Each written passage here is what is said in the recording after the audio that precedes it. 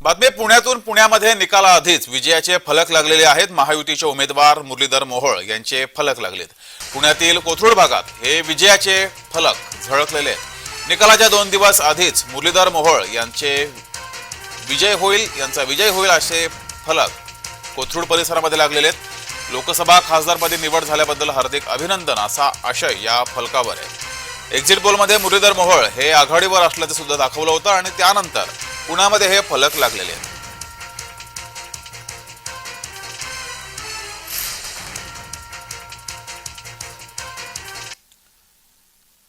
अधिक माहिती घेऊया, आपले प्रतिनिधी अजिंक्य धायगुडे आपल्या सोबत जोडलेत।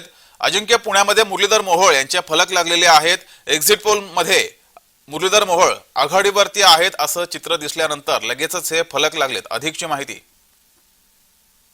नक्कीच काल निवडणुकी प्रक्रिया जी आहे ती पार पडल्यानंतर विविध एक्झिट पोल समोर आलेले आहेत, अंदाज समोर आलेले आहेत आणि या अंदाजांमध्ये जे आहे ते मुरलीधर मोहोळ आघाडीवर असल्याचं दिसून येतंय। मुरलीधर मोहोळ निवडून येतील अशी एक परिस्थिती आहे असं सांगितलं जातं आणि त्यानंतर पुण्यातील भाजपच्या कार्यकर्त्यांकडून कोथरूड परिसरात मुरलीधर मोहोळांचे थेट विजयाचे बॅनरच लावण्यात आलेले आहेत आणि थेट त्यांनी लिहिलेलं आहे की पुणे लोकसभेचे खासदारपदी निवड झाल्याबद्दल मुरलीधर मोहोळ यांचे हार्दिक शुभेच्छा त्याच्यावर लिहिलेला आहे।